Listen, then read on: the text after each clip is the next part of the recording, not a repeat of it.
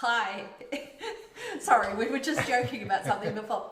Danny Fleming. And Marcus Gollins from the MA Properties Online team with a market update, a seller seminar, a little bit of a buyer's seminar. We don't really know what to call this. What do we call this? It's a market update. There we go. It's a market update. There we go. Online seminar. There we go. For Arlington this evening. So there we go. And let's get on with it. So who are we? We're the MA Properties Online team. You can see we have 7 agents in the team and we have 5 full-time support folks. And our dog right in the middle, sitting on the sofa. He's terrified at the moment because we heard some thunder just before, and right. For the next 3 or 4 hours after one peal of thunder, he's currently I think he's currently in our shower. Actually, that's his safe spot right now. So anyway, what's the agenda for this evening? The agenda is we're going to We typically have what we call 5 keys to maximizing your sales price when we're talking about selling a home. But those same smart decisions that are key to understanding how to sell a home are also incredibly important when buying a home. So we've pulled the smart decisions component out and made it its own separate part of the agenda.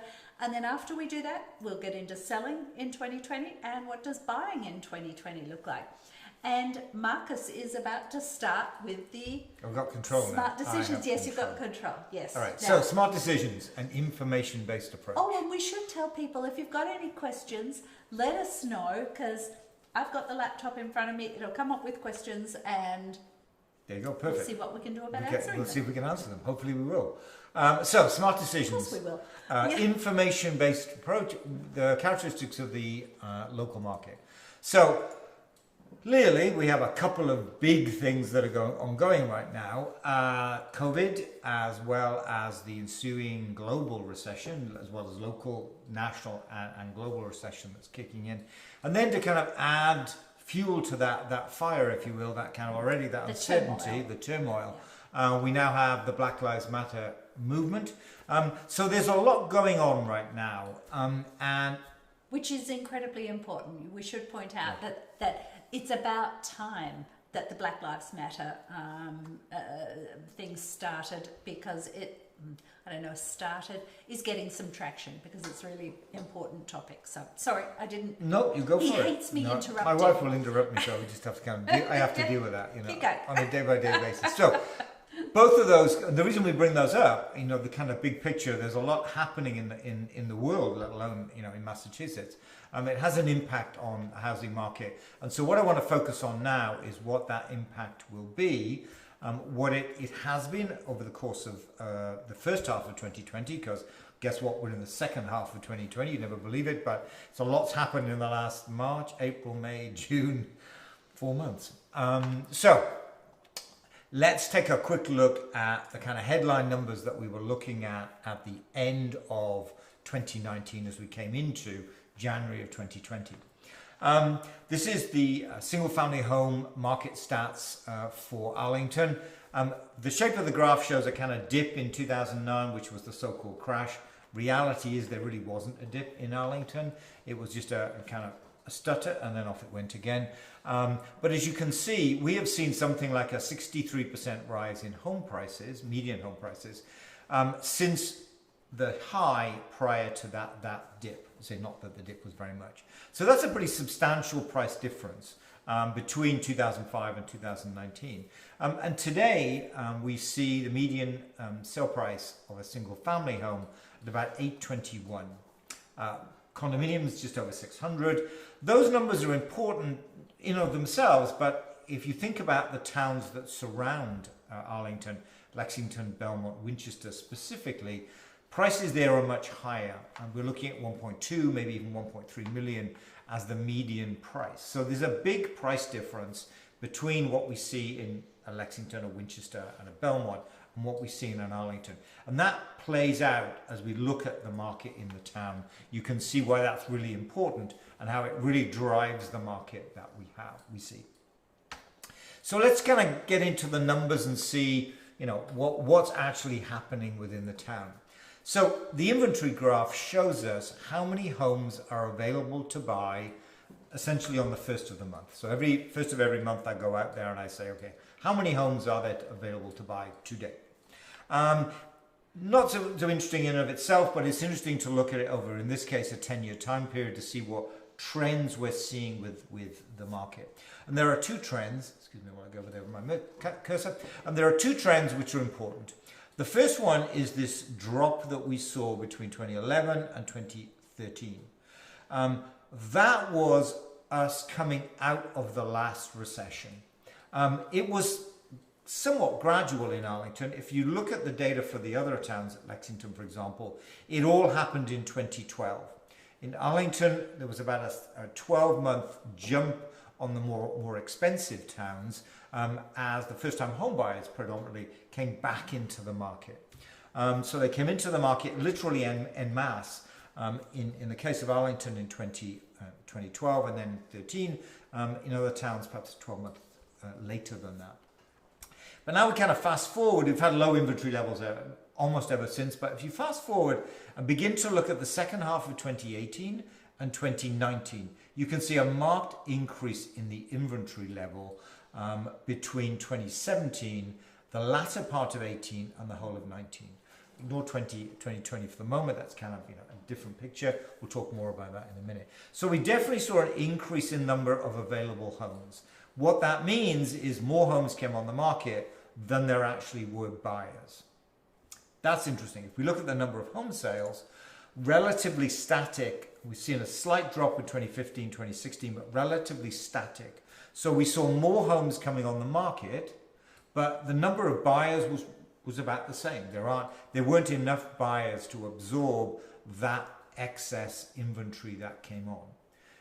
Inevitably, as you get more supply than you have demand, house prices begin to kind of flatten. As you can see here, this is the median single-family median sale price. It rose quite steadily from that 2012, 2013 timeframe, and then began to slow down as you come 18 into 19, and we'll kind of see soon enough where we end up in 2020. But that's a consequence of more supply than there were demand. If I look at the condominium market, as I say, the median price in the condo market, just over 600,000, that saw perhaps a slight softening, not as much as we saw with a single family. But again, put this in perspective, this is not a price reduction, this is a slowing down in price appreciation because more homes are coming on the market. So, question is kind of why is this, what's happening? So it's important first of all to look at who are the buyers in the town. Two groups are important. This graph shows the demographics for the United States. It's done in 2015. We should get some updated data, if not this year, next year. Two areas on this are important. The length of the bars horizontally is indicative of how many people there are in that age group. And you can see two bumps there. This top bump, the higher bump, is the baby boomers, those children born just after World War II, now getting to retirement age and then beginning to think about downsizing. The lower band are the first-time home buyers, the so-called millennials, just coming into the housing market, looking for their first home. And when you think about Arlington, it finds itself in that kind of sweet spot of, if I'm living in a Winchester and I'm looking to downsize, so I'm at 1.3 average price in Winchester, just over 800,000 in Arlington, it's a great destination. It's very close to where I currently live. My circle of friends will be still, close by. Vibrant town, got a good school system, that's important for price appreciation moving forward, close to Boston. It kind of ticks almost all of the boxes for a downsizer. That same criteria could be used for a first-time home buyer. It's affordable, good school system. I'm going to need the school system, perhaps not today, but certainly moving forward. Vibrant town, close to Boston, begins to tick all of those boxes too. So what we find is we've got the downsizers coming down into Arlington, if you like, and the first-time home buyers coming into the town. And that's why we've seen Arlington being very, very popular, and the house prices rise, quite sharply over the last, 5 plus years or so. It's because we've got those two demographics both moving into the town. So that's really the 2019, 2018 picture. What we were looking at as we were predicting what was going to happen in 2020 in our 2019 market review, if you haven't seen it, it's on our website. Easy to get hold of. We have lots of printed copies because we couldn't get rid of them this year. Well, it's not that we couldn't get rid of them. It's just that we typically do that at open houses and at our seminars, the physical seminars. So we do have a lot, but it was something that was delivered to every household in Arlington at the beginning of the year. So in January this year. If you threw it out because you thought it was recycled, we have another copy. We have more. So just let us know. We definitely have more copies. We'll drop 1 or 2 copies off. Yeah, however many you'd like. So this, when we were writing this in January, the big thing on our mind was economic uncertainty. In January, we had this perception that we were going into an economic perhaps not downturn, but certainly a correction. We still have the election now in a few months' time. So we had that election, which was definitely going to add some uncertainty to it as well. So it was really all about that uncertainty that was in the market.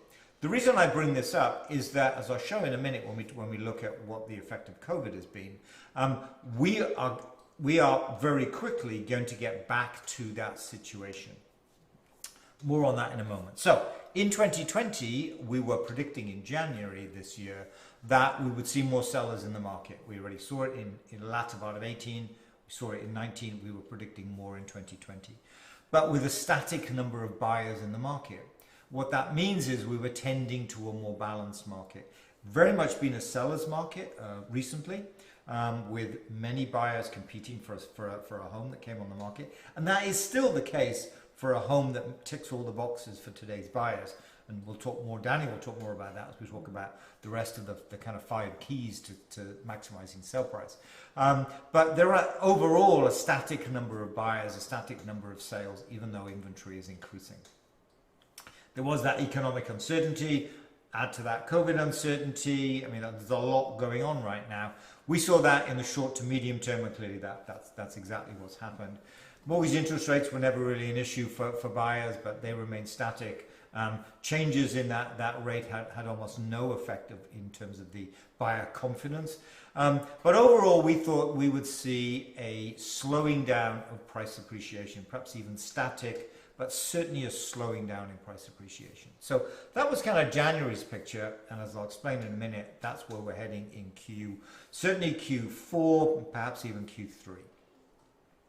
Now, let's kind of bring this bang up to date. That's great, Marcus. Now, what about COVID? What's going on?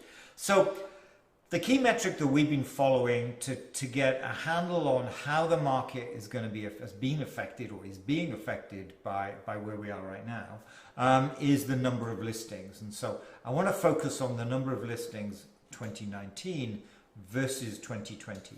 What I would say, though, is that, remembering going back to the predictions in January, we were anticipating more homes coming on in 2020 than 2019, but all the analysis I'm going to show compares the 2 years as if we were going to have the same number. So time will tell.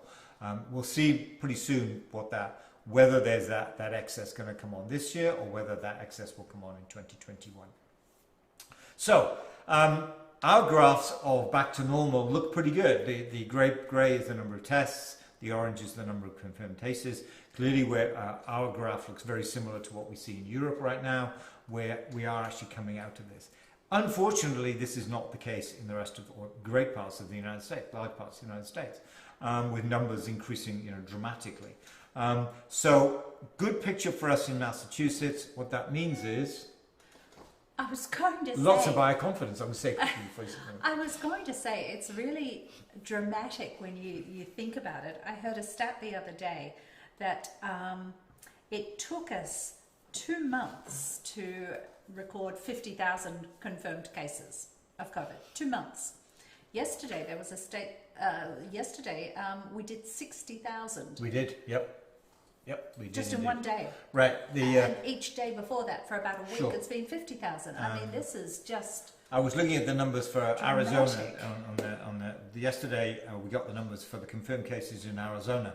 So, which is kind of the interesting number, but until you get some handle on that number, it doesn't make any sense. So, it turns out that Arizona and Massachusetts have about the same number of confirmed cases.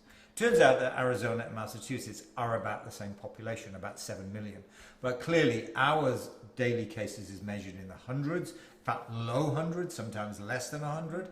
Arizona clearly in the thousands. So there's a state, for example, very similar to ours, that is still rising. We, fortunately, have kept that number low. Same is true, of course, of the number of confirmed deaths as well. That number is very low. Stay the case. It will, and I think it will. I think people have gotten a bit of a shock with hearing what's happening down south, and then, okay, we don't want to go back there again. Roll that back again. Yeah. So I think that's true. I do think that, there isn't this push. Every time I go into a store, everybody's wearing a mask. So I think there is. You're right. There is that. Don't screw this up. Essentially, what it comes down to. We've got it right. Let's make sure we don't screw it up. So that's the Massachusetts picture. Now, what does that mean in terms of the number of listings? So we are getting to real estate. We are. Here we go. So the blue bar are the listings in 2019. The orange bar are the listings in 2020. So if you look to January and February, as you can see, we had more listings in January and February in 2020 than we saw in 2019. Because it might seem like a long way away, a long time ago, but we had a very mild winter, and what normally happens in that market, and it happened this year as well, more homes came on the market earlier. If we have a very hard winter, that snow on the ground well into late February and maybe even into March, then we tend to see January, February somewhat lower in terms of listings. But we saw a number of listings come on in January and February, which is good because what comes later is not so good. I then split March into two. First half of March, second half of March, because that's really when the lockdown happened on the 26th or the 27th. There was this sense that this was going to happen in that mid-March timeframe. And what you can see here is the number of listings in the first half of March was in parity with 2019, and then it halved when it got to the second half of March. And that continued into April. The big question for us really was, at what point would buyers feel confident to go back into the market, and therefore sellers feel confident to come back on the market? Was that going to be early May? Was it going to be late May? I think that the shape of that curve, the fact that it began to come down and stayed down, remember there was a lot of confidence in the country in that kind of May timeframe. We saw a relatively large number in comparison to 2019 listings come on in that May timeframe, and that continued into June. Still less than we got in 2019. Remember, we were predicting that we would see more listings in 2020 than 2019. That kind of hasn't been the case.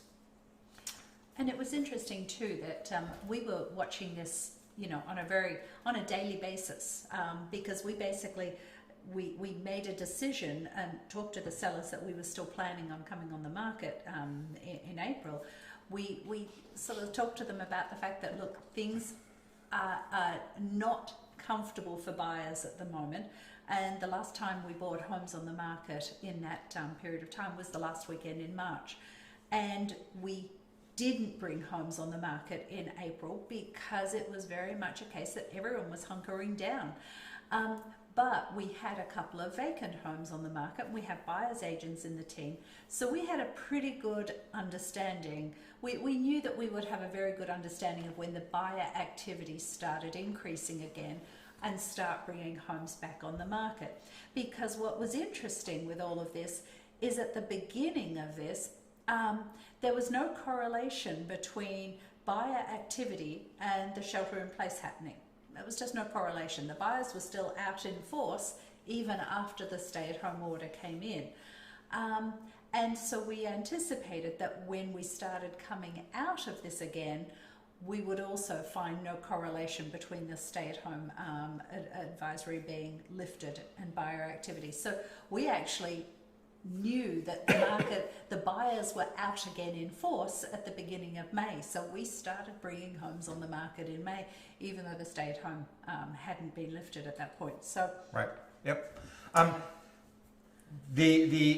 Another view of this picture, and it kind of brings it home a bit clearer, is a cumulative graph. And what you can see at this point here, we were ahead of 2019 in the early part of the year, as we expected. But then this is that mid-March timeframe, when basically it flattened off through March and then through April, and then began to rise as we moved into May and June. Excuse me.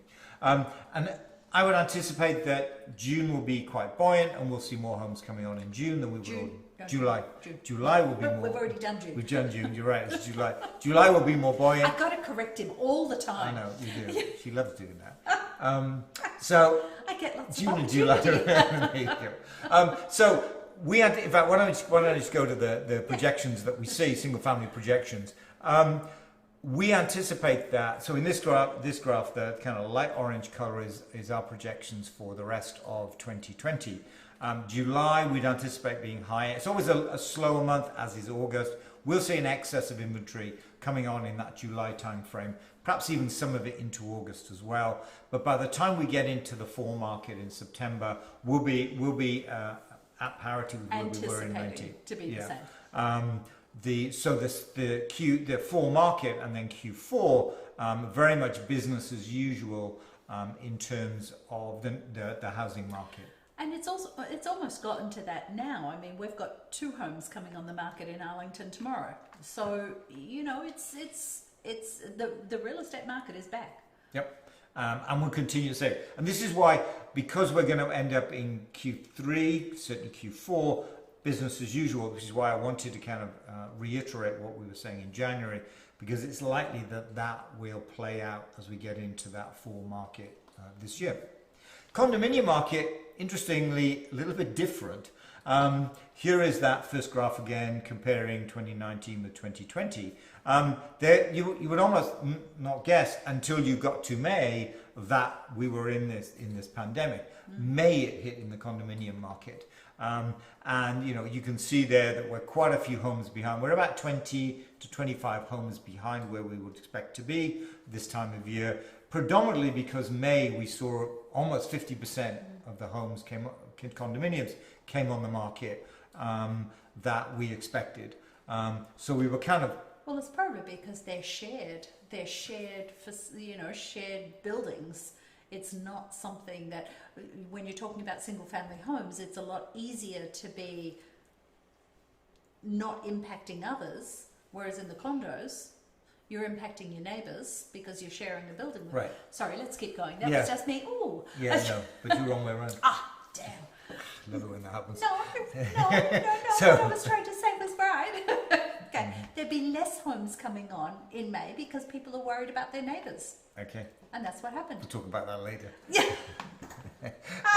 So here's that cumulative graph again. We still end up in, even though we had that kind of, the timing was different in condominium versus single family, we end up in the same position. We're about 20 homes behind. And so similar to what we predicted for the single family market, with the condo market, more coming on in July than we would ordinarily expect.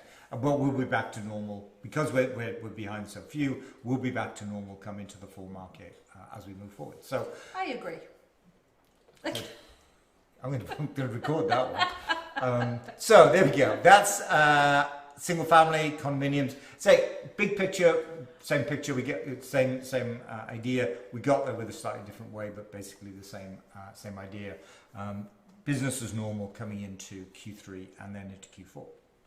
So, interesting to look at, and if you've listened to us before, we've shown this graph many times, or this schematic many times, to give you a sense of the 2 different periods, and go through, how it changed. So, open houses, you were saying the other day that the last ones we had were in late March, then they just basically stopped. Actually, mid-March. Mid-March? Yeah, mid-March. Even though we were still bringing homes on the market until the end of March, we weren't doing open houses because the buyers just essentially the buyers weren't turning up. So the number of open houses, which is the red graph, red color, in this one, basically dropped off. What happened at that point, though, was the number of virtual showings, that is looking at videos and 3D tours, and the number of agents who started to produce those increased. We saw huge, we always do videos and 3D tours. We'll talk more about our marketing package in a moment. But what we saw is that the number of people viewing those virtual assets rose dramatically. They could no longer come to open houses, so how are they going to decide if this was a home they were interested in? Guess what? They're going to look at the photographs, the videos, the 3D tour. So the number of views of those virtual products dramatically increased.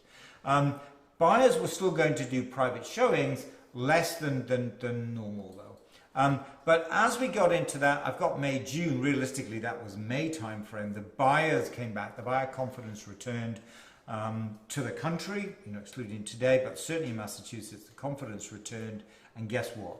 The buyers started making those private showings, and we began to see more open houses occurring.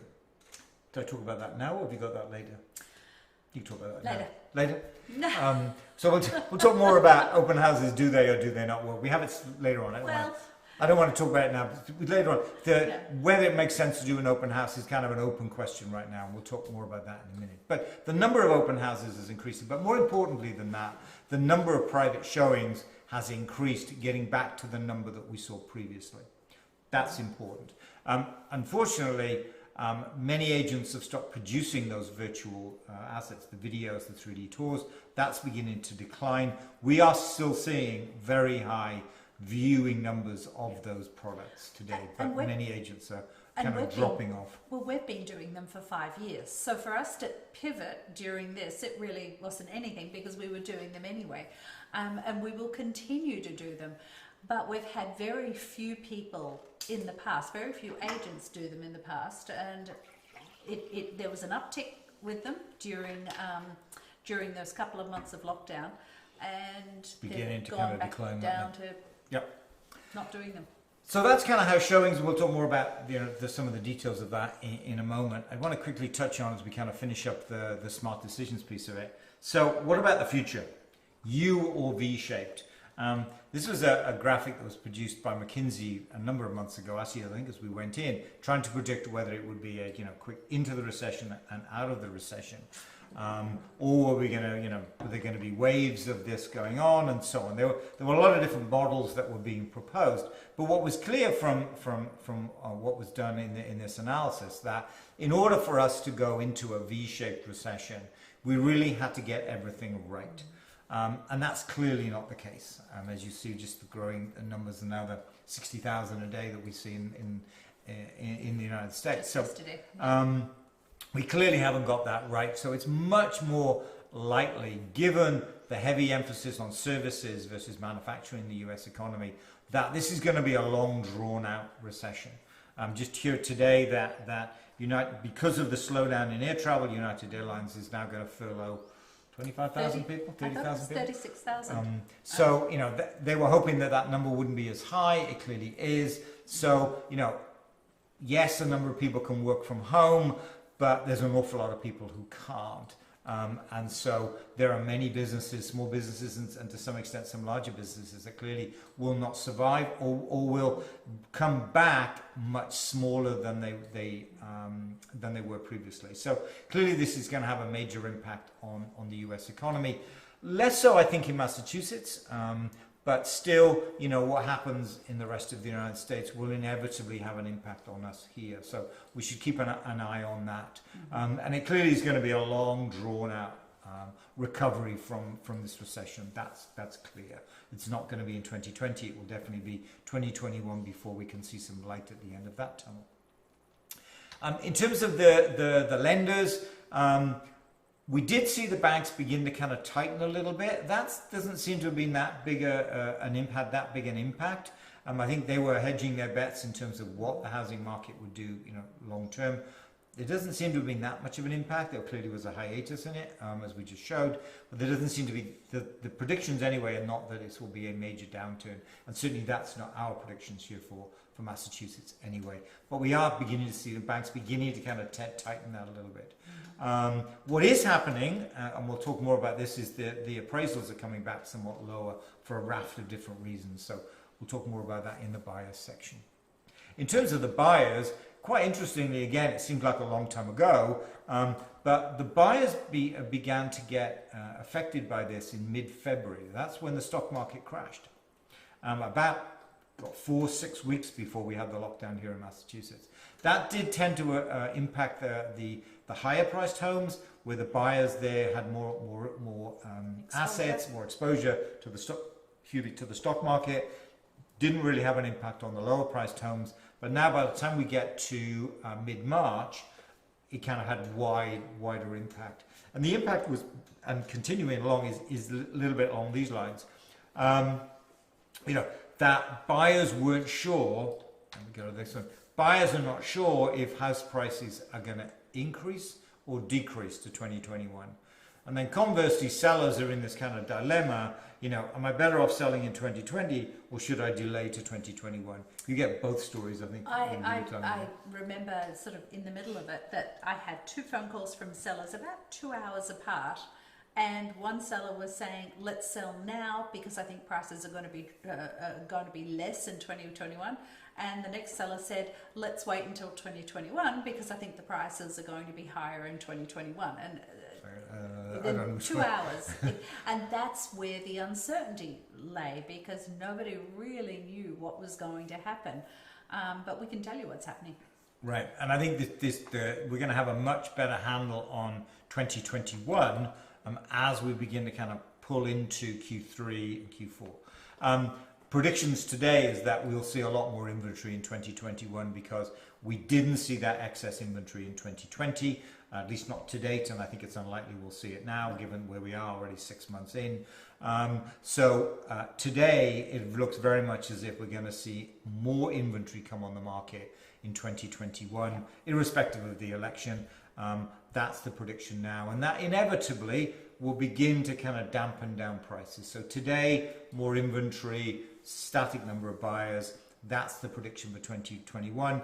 But let's get through the next month or two. I think then we'll have a much better handle on what the impact of COVID's been on the housing market this year, on the predominant spring market, and then we'll have a much better handle on what that 2021 prediction will look like. So, what does selling in 2020... Now I hand over control. And you're going to interrupt now. Maybe I will. So what does selling in 2020 look like? Well, there's a few components. As I mentioned at the beginning, there are 5 keys to maximizing sales price when you're selling a home.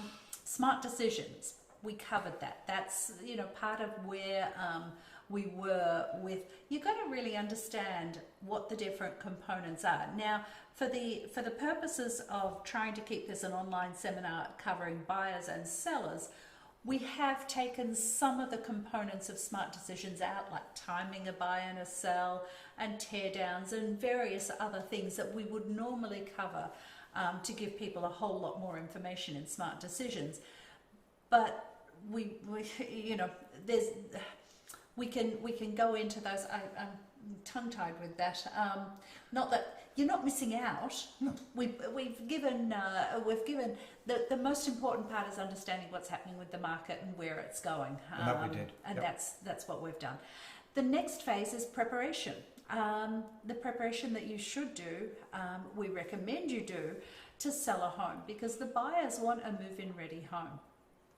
Staging. Staging is absolutely vital. And these are just the high-level topics, and we'll go into these in a little bit more detail. Marketing components and excellence through teamwork. But probably what's important right now is what's happening in general in the market when we're talking about selling a home. So when we say no open houses, some people are doing them. There is a huge risk to doing open houses at the moment. We don't recommend them. Definitely don't recommend them. We are trialing them, and we have trialed some for about the last 2 months to see when the buyers are coming back. At the moment, they're really not coming back. If you think about it, everyone's trying to be, we're hearing what's going on down south. Everyone's trying to be very socially responsible and say socially distant and all of these sorts of things. a normal open house, you're in the house with other people wandering around at the same time. That's not a good place to be if you've got any concerns at all about your health or someone else's health. So what open houses, the people that are doing open houses, what they're doing is they're only letting one group of buyers in the home at any one point in time. Well, that's fantastic if you've got 1 or 2 buyer groups there. But if you've got 10 buyer groups outside that have all arrived at the same time, only one group can go in at a time. So, and you know, as an agent, you maybe tell people you've got 10 minutes and the buyers are in there, and 20 minutes has gone by and the other buyer groups that are outside are getting really annoyed because they're still waiting and they're number 8 in line. What the agents in our team have been, you know, every so often they're showing houses at times where the open houses are. And one of them told us this week that they went to an open house over the weekend and there were 20 buyer groups or something like that outside. Only one buyer group allowed in at any point in time. There was a a lot of disappointment, and there was a lot of dismay, and there was a lot of very frustrated buyers who ended up just leaving and not even getting in to see the home. If they've gone away unhappy, they're not coming back. So there is so much more risk associated with having open houses at the moment, because the buyers that are going to open houses are serious buyers. What's happening is the norm de rigueur, if you like, for the last 2 months is buyers agents are taking buyers in for private showings at any time that works for the buyers. It's not during a certain time frame for the open house. So for a buyer to go to an open house and be so dismayed, frustrated with the home that they've left because they can't be bothered waiting, which is what one of our agents, her buyers, sort of said, we're not going to come back again. There's danger with open houses. So we would strongly recommend, not doing open houses, and we don't. But we are monitoring it. So when it does start changing, we'll be coming back to doing open houses.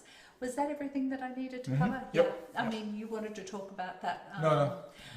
So, I knew it was later on. Yeah, so what we were seeing in the last couple of weeks of the March timeframe that we mentioned that buyers were starting to hunker down and not come to open houses, what we were also seeing is nobody picking up physical feature sheets.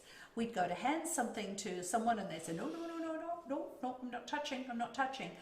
And we're still seeing that. So we're not doing physical feature sheets. We are creating them. We have them online. We have them in, I think, 3 or 4 different places on all of the components that we have. And so the buyers can still get that information, just not something to take away. The marketing is all virtual.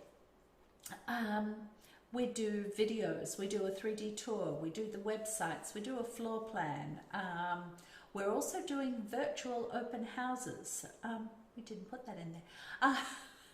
We're also doing virtual open houses. Oh yeah, okay, I didn't put it in there. We're doing virtual open houses. So what that is, and we stream them live, but more importantly, is they are there on the website for the home, so that the buyers who are interested in the home, the virtual open house is emulating what a buyer does when they walk in the door of an open house. It's opening closets, it's going down into the unfinished areas in the home, it's going outside, looking around outside, it's looking at the utilities, looking at the furnace and those sorts of things. Things that our 3D tour and our video don't normally cover. So doing the virtual open house tells the buyers a whole lot about the home before they've even set foot in the door. And let me jump to the next one now, because the buyer behavior we're seeing is that buyers want to view the home virtually first, and then they're working out, is this home something that could work for me? And if it is, I'm going to go and see it privately. I'll make a private showing. I've got a story just about 6 weeks ago. had a buyer who liked the look of a home, but there was nothing digitally. I mean, it had some pretty terrible photos, no video, no 3D tour, no floor plan, nothing. They basically dismissed it. They said, we really like the location, we really like the curb appeal of the home. We're not even going to bother even going and seeing it, because it's their safety that's, you know, they were concerned about their safety. They didn't want to go and see a home if they didn't even know whether it could work for them. So that's so important. That is so important. As it turned out with that one, I went and did a Zoom call for them and took them through the home while they're still at home. And then the next day, they liked the home, what they saw inside. The next day I got them in for a private showing. We bought the home and we closed on it a couple of days ago. So virtual assets for a home, huge. You've got to have them. And we're seeing a lot of homes that are coming on the market now with no virtual assets at all. So their price is going to be impacted by that. We recommend sellers completing a seller's disclosure. Now, why? Massachusetts is a voluntary disclosure state. You do not have to disclose. But in the old days, in the normal market that we were in before, which we're not in that now, this is the new normal, a buyer could get in and see the home on a Friday. Then they could come to the private showing on a Friday. They could get into the open house on the Saturday. They could come to the open house on the Sunday. They could get a pre-inspection done on the Monday and make an offer on the Tuesday. They had lots of opportunity to see the home and decide whether, really get to know the home. Now it's not as easy for them. So having a seller's disclosure is helping ease people's concerns about a home, and it's giving buyers a little bit more warm and fuzzies with that. So if you're comfortable doing the seller's disclosure, we recommend doing it. And closings are all virtual. There's virtually no physical presence at all. So when we talk about being in the buyer confidence returns phase, because we have been doing portions of this seminar, for months now, and we had the lockdown phase. What happens in the lockdown phase? What happens in the buyer confidence returns phase? We're out of the lockdown phase, so we removed those. We're still in the buyer confidence returns phase. But there are two components, vacant homes and occupied homes. And there's a bit of a difference between the two of them. More so in the lockdown phase, but there's still a little bit of difference in this phase that we're in now. When the home is vacant, it was a lot easier. When I say it was a lot easier, the preparation phase, contractors were willing to go into vacant homes and do work. In fact, they were desperate for that sort of work, and they still are now too. But a lot of people stopped having people coming into their homes, so a lot of contractors who rely on renovation activities and painting and all of that, they didn't have the ability to go and do that stuff unless it was a vacant home. So that was no problems. Staging, and we'll talk about staging in a little bit, but we fully staged homes when it was a vacant home, no problems. Get in there, fully stage it, no problems at all. Showings were less restricted than in occupied homes. You could have an increasing number, of people in the homes.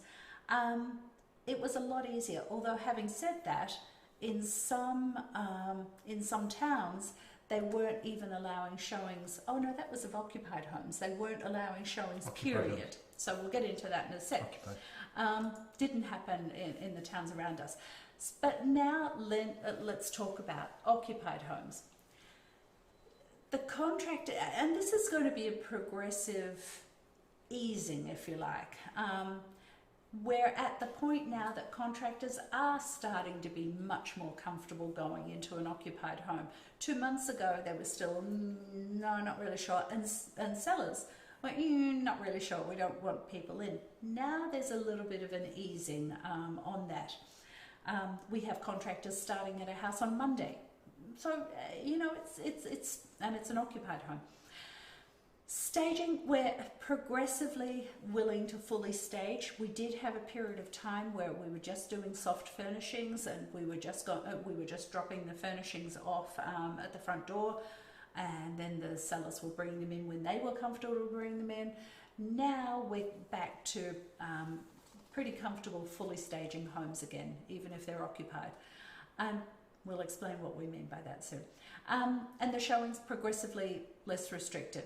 As I mentioned before, there's towns around, I think Somerville and Medford, Winchester, a few of them around were not allowing any showings whatsoever of occupied homes. I'm not sure that they could do that legally, but I'm not getting into that. Who knows?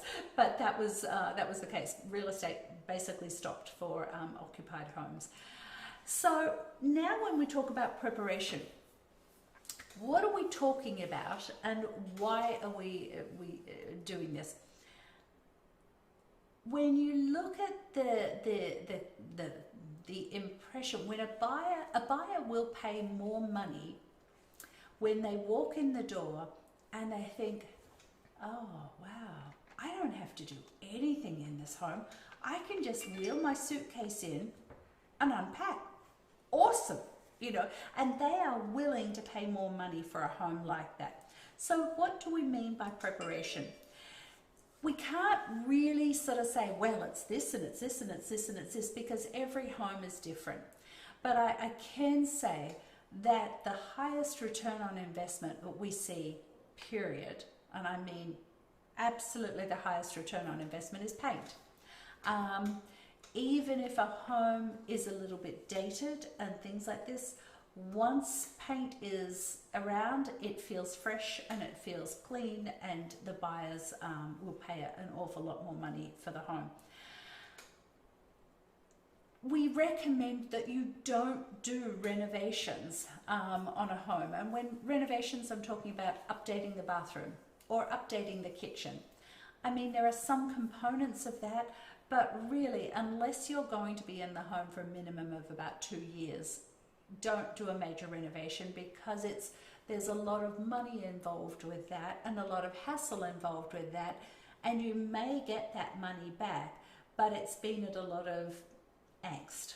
And when we talk about doing work around a home, we're not talking about suggesting something that'll cost $2,000 to do and it'll give you a return, you know, an increase in the sales price of $2,000, because that's just busy work. We might suggest something that might cost $5,000 to do, and it might get you a $50,000 increase in sales price. That's worth doing. And we'll also give you advice on the priority order of different things to do, you know, as to what you could tackle in order of value, if you like. What's going to give you the biggest bang for the buck, and progressively down. But what's really important is we advise you on what not to do. There are some things that people think about doing, and my phone is going crazy.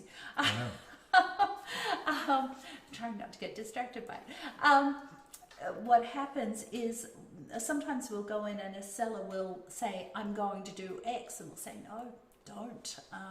You'll spend money doing that, and we're not actually going to increase the value of your home by doing that. So I would recommend you don't do that.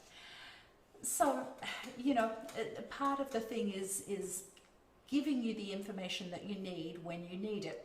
Now, the preparation services, it can range from, we can give you contractor resources, we can give you the names of the contractors that we find that are really responsive and reasonably priced and ready and looking for work.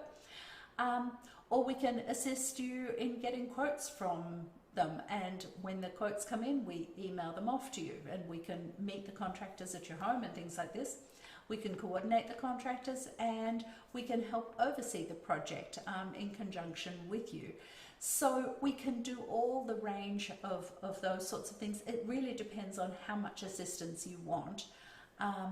We've had people that have said, just give me the names, and we've had people that have said, I just want to be a cheerleader on the side. I don't want to do anything. So we can, you know, however you want it to be done, we can work with that.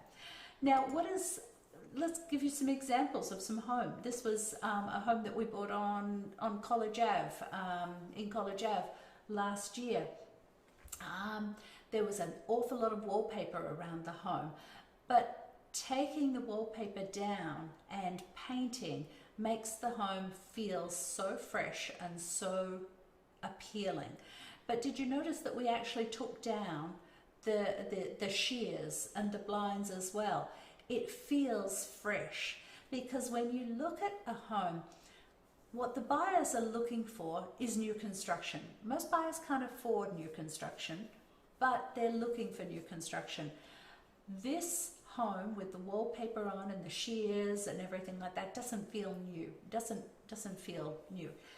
But when you look at what it looks like and how it feels once it's painted, it feels new. So that's the key component, and the buyers will pay a lot more money for a fresher, newer home than they will for something that isn't. It's also too that you find that a lot of folks, we have strong colours in our homes. Softer colours is far more appealing to a buyer, far more appealing. Here's an example of a home that we often recommend painting kitchen cabinets if they're older and they're darker. It's the same cabinets, just with some paint on them. Feels a lot fresher. We didn't touch the appliances. They're still the white appliances. We actually painted the countertop. Now, I wouldn't have suggested this, but when I came to check on the home, the painter was busy painting the countertops, and I said, "Oh, what are you doing?" And he said, "Well, the seller wanted me to paint the countertops." And I'm thinking, okay, that's okay in a bathroom, but a kitchen where you've got knives and all. But anyway, they painted the countertop, and it looks fantastic. I just don't know how long that would have lasted for. Yellow would have been still fine, but that's okay.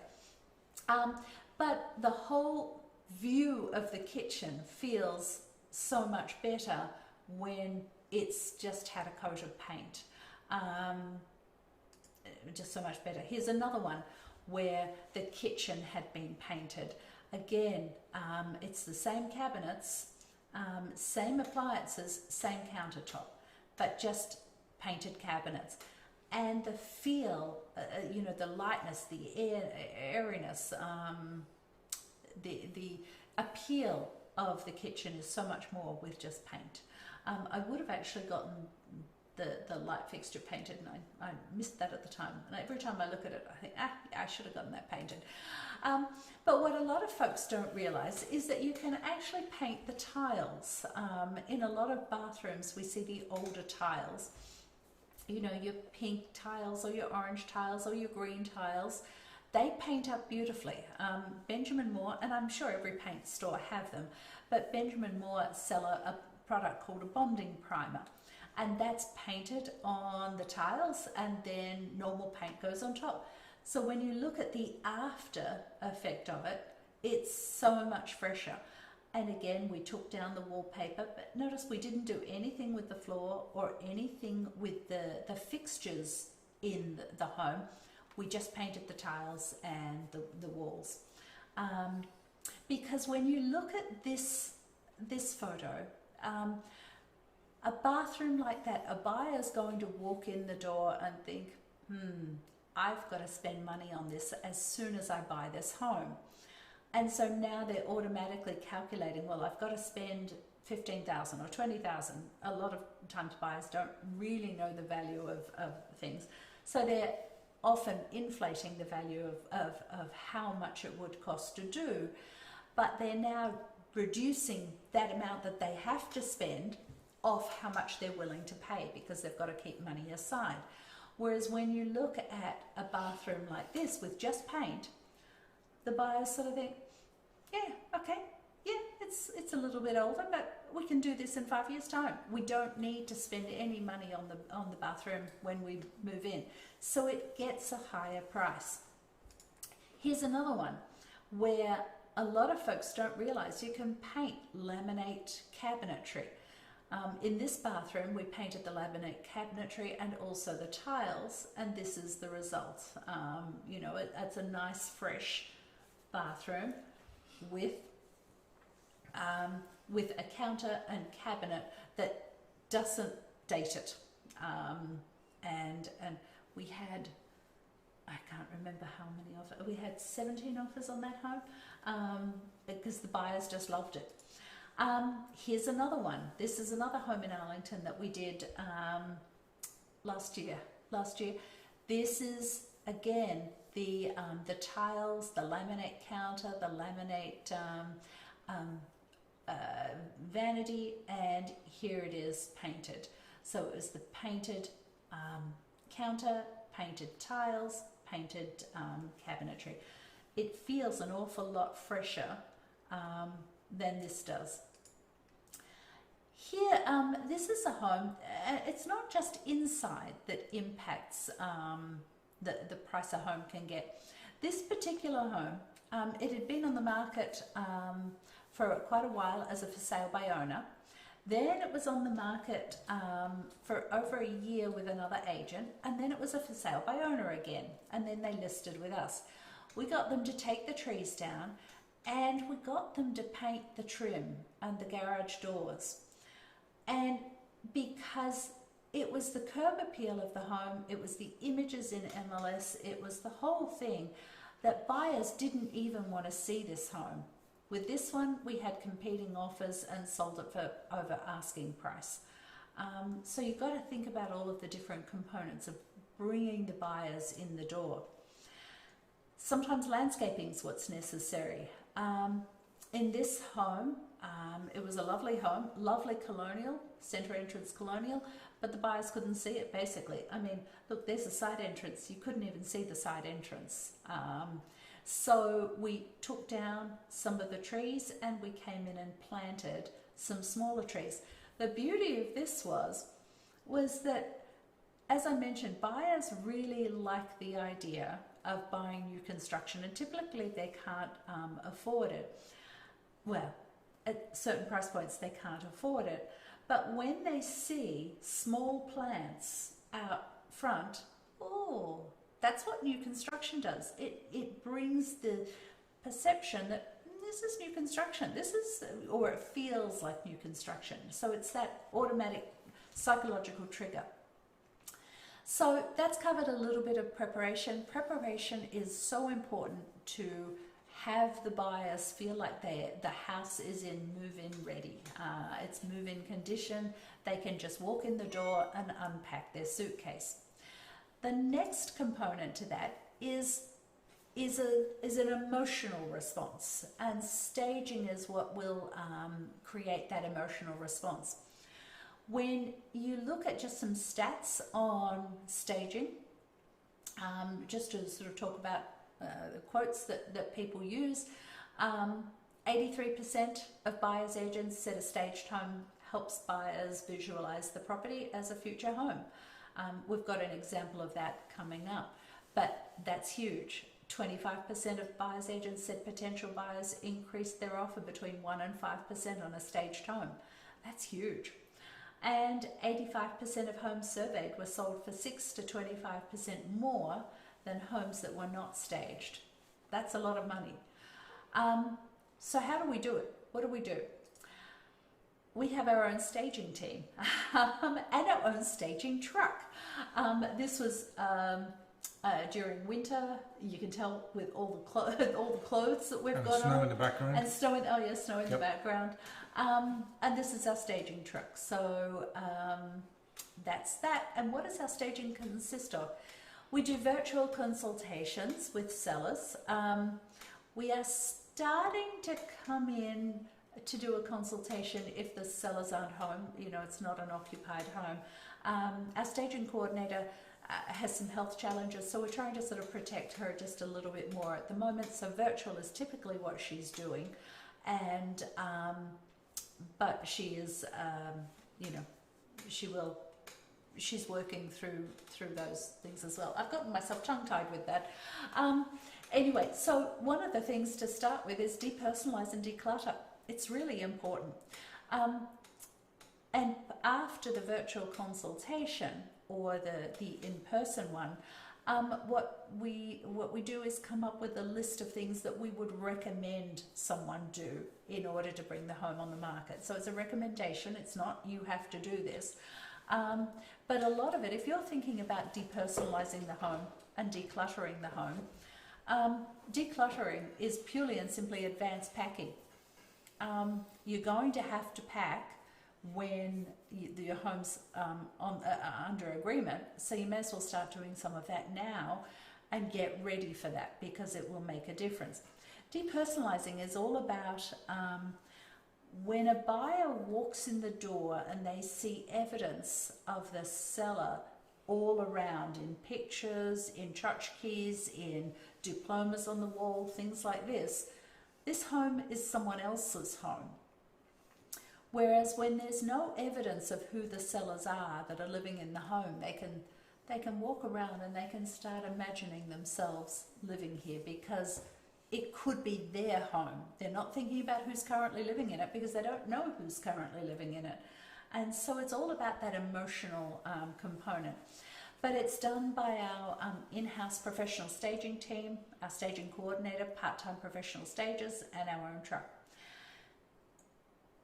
What the staging involves, it doesn't mean, if you're living in your home, it doesn't mean you need to move out. We do two types, if you like. One, if it's a vacant home, we go in and stage the whole home. If it's a home that's being lived in, we'll suggest some things to be removed or put away or packed, and then we'll bring in accent pieces, or we'll bring in things that will just make your home pop a little bit more, that appeals to buyers. So it's every home is different as to what staging supplies or staging involves. And we are, the services, we're progressively lifting restrictions on staging occupied homes. As I mentioned before, we've got an occupied home that's coming on the market in about 2 weeks' time. And our staging coordinator is going in to the occupied home to do a staging visit, a consultation. The sellers will leave while she's there, but we're starting to gradually lift those restrictions as people are getting a little bit more comfortable. But the whole thing is it creates that emotional response when the buyers walk in the door and they have a positive visceral feel and they look around and they think, I want to live here. I want to live here. That's when we'll get you highest prices. Now, how much does it cost? We get that question quite a lot. Nothing. We invest our resources to sell your home for more money. It's good for you, gets you the highest price for your home. It sells your home quicker, so there's less stress on you. And we have this is sort of something that Marcus and I sort of, we don't argue about it, but you know, it's we have a lot. That's what Danny's hedging at bets to say. We have a lot of furniture, a lot, a lot of supplies, a whole warehouse full of furniture. Actually, as it turns out, 13 or 14 housefuls of furniture, and you know, it's all used, and it's up to date, fancy stuff too. So when we talk about, well, I'll show you a set. So here's a living room of a home that was on the market, not selling, and it was empty. We came in and staged the home and had competing offers on the home. Staging is so important. Here's a new construction home, and here is that same room that's staged. Now, it's interesting because, for instance, this home was built on the Studio McGee design style, Studio McGee design principle, something like that. And so we went and bought furniture that went along that line. So I'm not saying anything at this point. We have, contemporary furniture. We have Studio McGee Designs, the principal furniture. We have traditional furniture. We have all sorts of furniture that will work with any style of home because it's important. Here's that same home that I was telling you about, that when it was on the market, this was how the family room was staged. And this was, after we'd staged the home and we got competing offers for it. This is the same home, but here's where it makes a huge difference, because the buyers sometimes cannot visualize living in the home. Because when you see an MLS description that says a unique layout or flexible layout, that's code word for it's not really a normal layout. And this is one of them. And this was why this home challenged being sold. So front doors up here, just behind there. So this was the living room.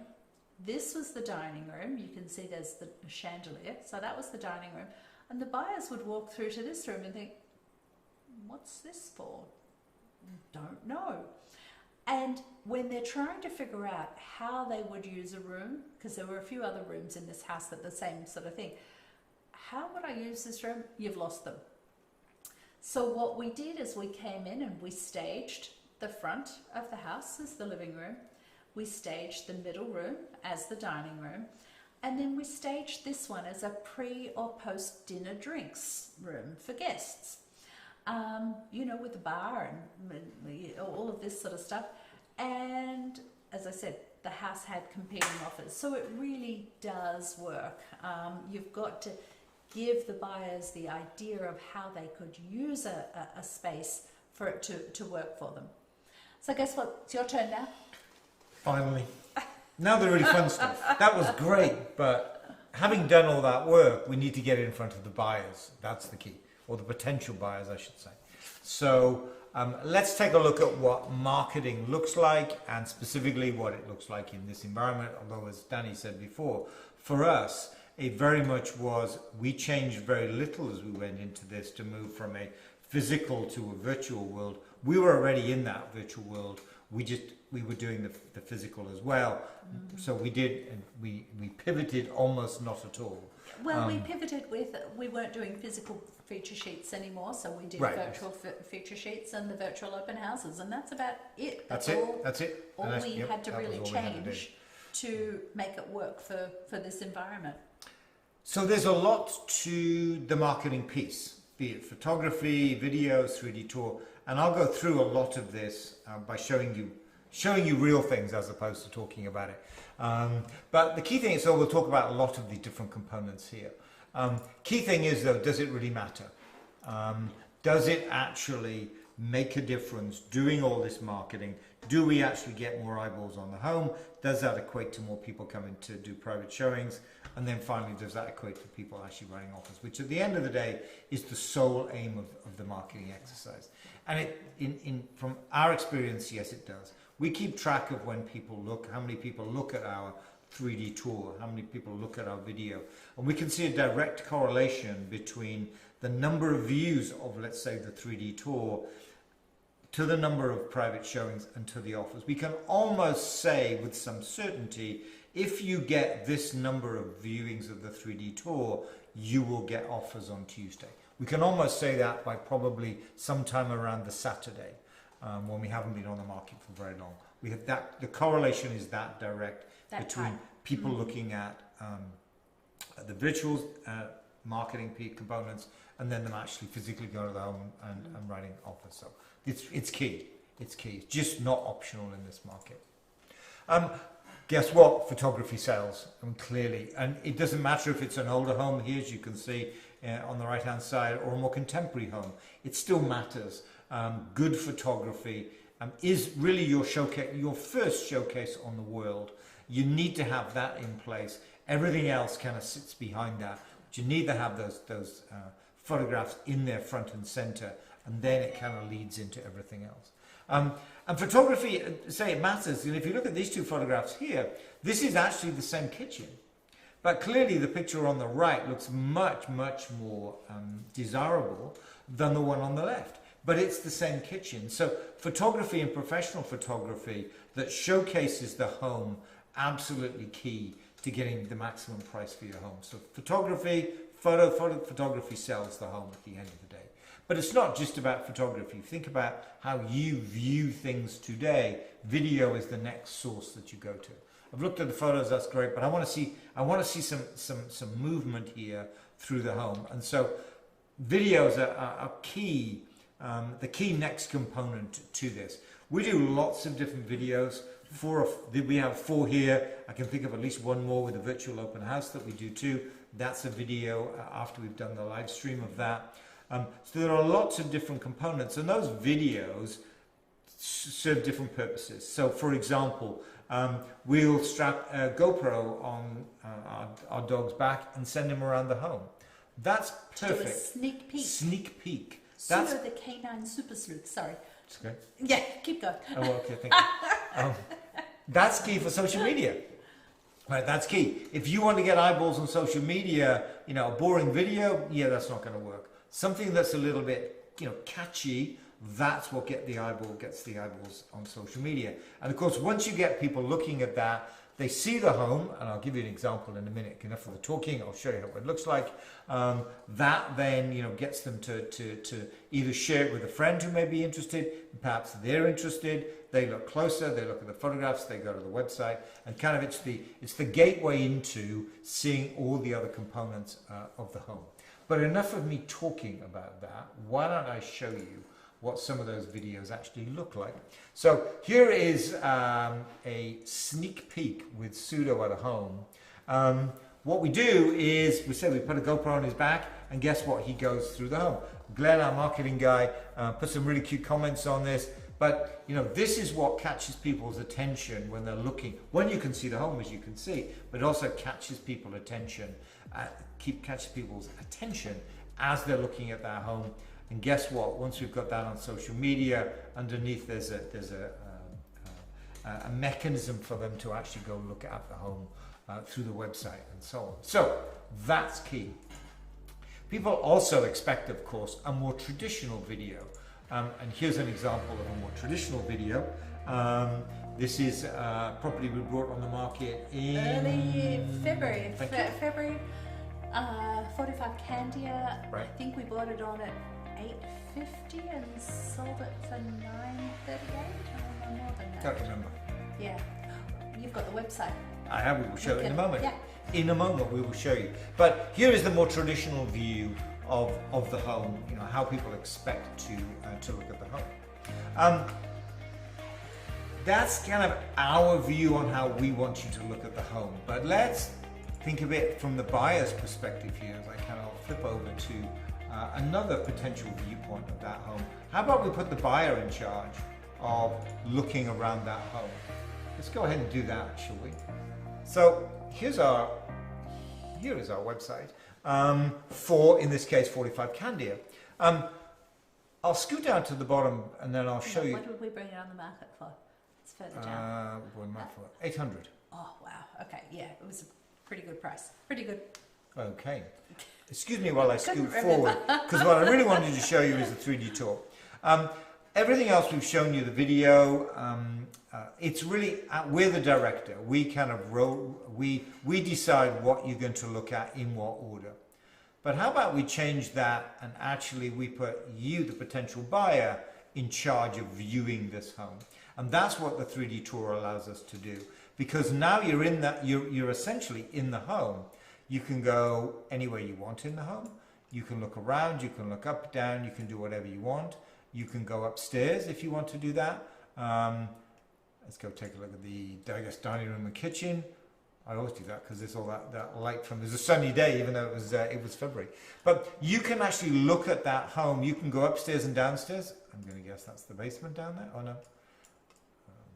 Upstairs is over there. Here we go. You as the potential buyer can look around that home, allowing you to do it. Now, before COVID, this was our cure, if you will, for buyer's remorse. Actually, why don't I go upstairs instead of looking at the staircase? That's kind of boring, doesn't it? There we go. How about, there we go. I'll go in here. Okay. This was our cure for buyer's remorse, where buyers had a limited opportunity to see the home. And as soon as they'd finished with the open house, they got home that evening, they were, I don't remember how big the closets were in the master bedroom. What was that bathroom like? I saw 5 homes yesterday, and I know this was the one I really liked, but I can't remember the details about it. So this was an opportunity for them to go and look at the home whenever they wanted, and spend as long as they want in that home too. So this was really our cure for buyer's remorse. Now, of course, more and more buyers are looking at this home before they even go and do a private showing. They can spend as long as they want looking at that home. They can become very, very familiar with it before they say, you know what, I really like the layout, I love this home, let's go do a private showing of this home. So now it's kind of served both purposes really, but now increasingly potential buyers are viewing this before they go and see the home, as well as after they see the home. There are multiple different views on this one. We can show a floor plan, for example. Here's the floor plan at the bedroom level. Here's a floor plan of the main level. So that's another view. Danny rather likes this view. The dollhouse, yep. I'm going to do that because you can be. Go on. No, you keep going. You can begin to see. I'll turn all the floors on. Actually, it's kind of obvious this way. You can begin to see what's over what, and you can see how homes are built to some extent. But also, it's a way to say, you know what? If I wanted to take that half bathroom on the second floor and make it a full bathroom, how easy would that be to do? What's below it? Is there another bathroom below it? And they can begin to kind of play what ifs to get a sense of that, the layout of that home that they see there. So 3D tour is hugely important. We've been doing them now for almost 5 years in August. 5 years. 5 years in August. Very, very few people did them. Because we bought our own equipment, and that's We why did. you remember back Yeah, 5 years. We it bought was it 5 years ago. Yeah. We do it for all our homes. Every home gets a 3D tour because we see it as a key component of that kind of marketing, be it buyer's remorse or be it before you actually go in to see the home where you are today. So having got all of that, how do you get that in front of the users? So what buyers expect, not just for home purchase, but for purchasing any product, really any sizable product, is a website for that purchase. And lo and behold, here's the website, 45candia.com will take you to the website. So we put all of the information about the home on that website. So here is the features of the home, 3 bedrooms, 2 bathrooms, size of it, features, and then what we do is we put some narrative and interspersed with the photographs. So we're kind of walking you through, metaphorically if you will, the home, giving you the narrative, and then here are the photos of the home underneath. If I get back to it. So there's some narrative, there's the starting view, the 3D tour, and then you can scoot through the photographs and see all of the different aspects of that home. Lots and lots of photographs. That's key because people want to see all aspects of it. Then they'll think about making a private show. Just as Danny was saying before, if they can't see that, they're likely to say, "Yeah, I think I'll pass on that one. I don't think I want to go see this one." So it's key that you have to have all of it and lots of photographs as well as that kind of narrative. And Susan, our listing coordinator, writes wonderful narrative about the home. So there's the home, all aspects of it as well as the outside. There's our 3D tour. There's the video I showed you previously, showing you, going around that home. Top things I love about this home is another video we had. Today we would put the virtual open house here as well. So kind of all of the virtual components actually on the home. There's that brochure that Danny's mentioned before, the one we used to print out but we don't anymore. We will get back to that at some point. But again, we're putting lots of information, the narrative, the floor plan, then there's the photographs, then what's happening in the Arlington market, where is the home in relation to the school systems, within the town, all of that information within the brochure. And then we finish it off with situating the home within the town. First one is about the school systems. The second one is about public transport. Clearly, that's a key aspect of Arlington, with very good proximity or very good transportation to Cambridge and to Boston and so on. So really a one-stop shop for everything about that home. That's key to get to catching today's buyers. And this website is the destination of almost every link. We'll talk about social media in a minute. Guess what? Guess where the social media link takes you to? It takes you to the website. So kind of everything points to this. So getting back to this for a moment. Let me get back this, back up. Their videos, 3D tour. There's our website. This was another home we bought on the market last year, I think, in Arlington. All there. I've shown you. No, it's 2017. 2017. I'm wow, just was it looking that at long it. ago? Was it? Yeah, Wow. it feels like just last. Doesn't seem very long ago, does it? Floor plan. I showed you the floor plan from the 3D tour. We also do a schematic one as well, allowing buyers to play what ifs. But you kind of once you've done all of that, now you need to get it in front of prospective buyers, and that's the next step within the marketing. We do that in two ways, two specific ways. First of all, we do it broadly. Targeted, yes, but a broad targeting. And we do that via social media. We will have social media posts for coming soon. We usually do that a day or two before coming on the market, getting that kind of excitement about the home, the anticipation about the home, just listed, home of the week, and so on. So key thing about social media, of course, is if you don't have great photography, you're not going to get any traction on social media. So it really all does hinge on great photography and having that website with all those digital components on it, because that's where this takes you. So it kind of all feeds into now getting it in front of the prospective buyers. So social media is a broad mechanism to get it in front of a large number of potential buyers. And then we go narrow with our next component of it, and that's a targeted email marketing.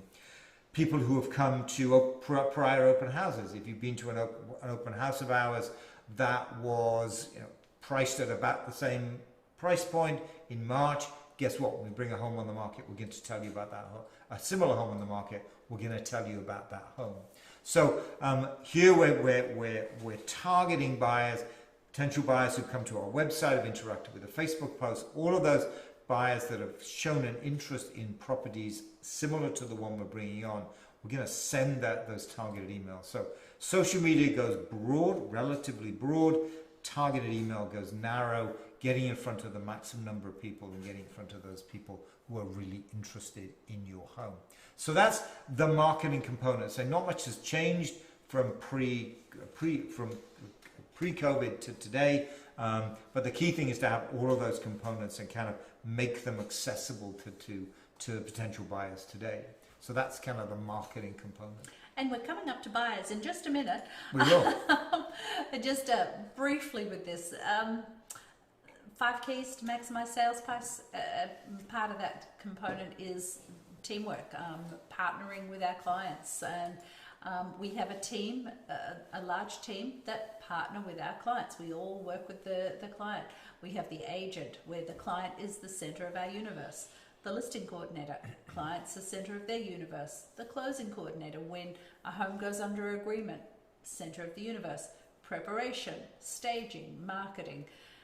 The client is, we over-communicate well, no, I can't imagine that we would over-communicate, but our goal is to communicate as much as we can. In a consistent way across every single listing that we do. And basically our goal is to sell your home for the most amount of money, the least amount of time, and the least amount of stress. And because that to us is what creates a relationship for life, and it's an experience worth talking about. Just briefly, because I know we want to get on with this, what are our core values? Because that's something that's pretty important as far as I'm concerned. Core values. Our core values are easy. And we were asked about this the other day. How did you come up with your core values? Well, it's just who we are as a team. Because anyone that doesn't have these core values is not on our team. Is integrity and ethical behavior. We'll do the right thing every single time. We will never do the wrong thing by a client. We do the right thing every single time. And education, not selling. That's why we do these seminars. It's just to get the information out there, because there's too many times we see sellers selling their homes for a lot less than what they could get because they didn't know that there were other ways or better ways of doing things. So to us, educate folks, educate folks, educate folks. We're not hard sell, but it's education, not selling. And exceptional customer service. We're all communicating with the client, and we're all working as a team to make them successful. Part of this is, we often get people sort of saying, well, I'm going to use my Aunt Mary, or I'm going to use a friend of a friend, potentially. Well, Aunt Mary and a friend of a friend may only sell one home every 1 or 2 years. You want a professional who does it day in and day out, because we know how to get you the highest price. One of this is, you don't want a 3Ps agent. And what is a 3Ps agent? A 3Ps agent is someone who'll put a sign out in the front yard, they'll put it into MLS, and then they'll pray. That's not the way to get you the highest price. And this isn't us saying this. There was a study commissioned by the National Association of Realtors, I think last year or the year before, and the study was what is the biggest threat to the real estate industry? Well, the number one threat to the real estate industry is masses of marginal agents destroy reputation. The real estate industry is saddled with a large number of part-time, untrained, unethical and or incompetent agents. This knowledge gap threatens the credibility of the industry. So it's not us saying this. This is an independent report for the National Association of Realtors. So who are we from the perspective of agents in the team? There's myself and Marcus. We have Rachel, Wen-Jen, Corinne, Yuki and Andrew, and it's just like a family. We all like each other and we all laugh with each other, and same with the support folks. It's a nice dynamic. So what does buying in 2020 look like? So first of all... Oh, what did I do? I'm going to give a pitch for... Oh, okay. So we have just a few slides to talk about buying, because there's a lot of components around buying. So tomorrow night, not to be missed, we are doing a buyer's seminar, and I say we because I'm going to go back a slide, not you, not Danny. Actually, Wen-Jen and I are going to do the buyer's seminar tomorrow evening. We're going to go in just about buying. We're going to talk a little bit about the market, a little bit more detail in some areas too, specifically focused on what buyers should be thinking about in this market. And then Wen-Jen and I are going to do a detailed breakdown of the buying process and what it means in this market. So tomorrow night, same time, 6:30. Same back channel. Indeed, we are going to do a buyer's seminar. Indeed, to the same place, to the same place as well. So, same place you're on right now, that's where we're coming. Right, if you have any interest in buying, I highly recommend you come along. Wen-Jen's really nervous, so she needs to know that there's lots of people watching, otherwise she won't be nervous. She's nervous. Wen-Jen is a sweetheart. She thinks that she's terrible on video, and she's a natural, but she is so nervous. She is. But anyway, tomorrow night, buyer's seminar. If you come on tomorrow night, send her a message saying, "You're doing wonderfully, Wen-Jen," or something like that. She would really like that. Buying in 2020. So, the when. We covered this before, now we're very much in that buyer confidence returns. There is competition amongst buyers for the limited inventory we have on the market. So what about the how? So, showings. It's not business as usual. That's for sure. Masks are required. Some homes require gloves. There are some open houses. We talked a lot about those. They're just very difficult. They are difficult to actually do, and can be a somewhat frustrating exercise.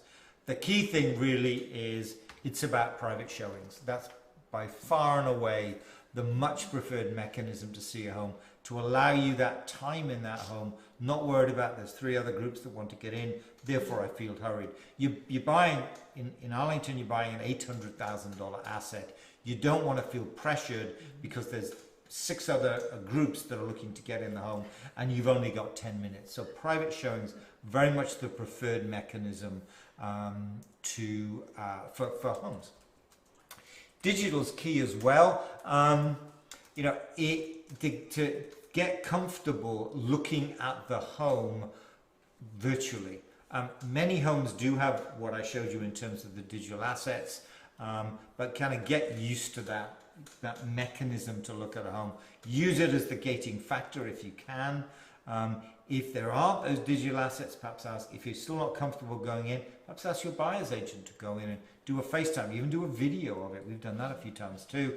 I took a video, and here it is, a 10 or 15 minute video looking at all the key aspects of it. Be prepared for some scary situations. We had the situation where one of our buyer's agents went in. Wenjen? Actually, it was Wenjen who went in, and expecting the home to be vacant, and it was far from vacant. So go in with a sense of humour, because you don't quite know what you're going to see in this environment. But less and less. That was just a couple of instances we've had something scary going on. But scary. Scary, yeah. Scary. Yeah. But, Not dangerous. Not normal, scary. right? No, but it was whoa! I expected this house to be vacant. Oh no, it's not. So we've worked through that kind of many of the issues with private showings. Inspections can be somewhat restricted too. Some inspectors were not allowing the buyer to attend. If they are, they're only allowing one of the parties to attend. Some inspectors requiring the home to be vacant, for a period before they do the inspection. The challenge with all of that, if you're not able to go in the home with your inspector, yes, you'll get a report at the end.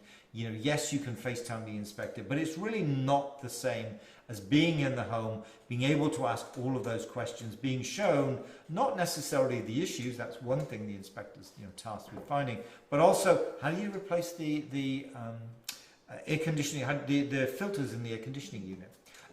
The inspector will kind of outline that for you too, and you miss a lot of that. And that, I think, is a real shame when it comes to restrictive inspections, because they really were a mechanism for you to find out not just the problems with the home, but what it's going to be like living there. And that's specifically true of first-time home buyers. Haven't bought a home before, rented for a while, but guess what? Somebody else takes care of the issues if you're renting. Now, guess what? You bought, it's your responsibility. So there's a lot of information you get from the inspector.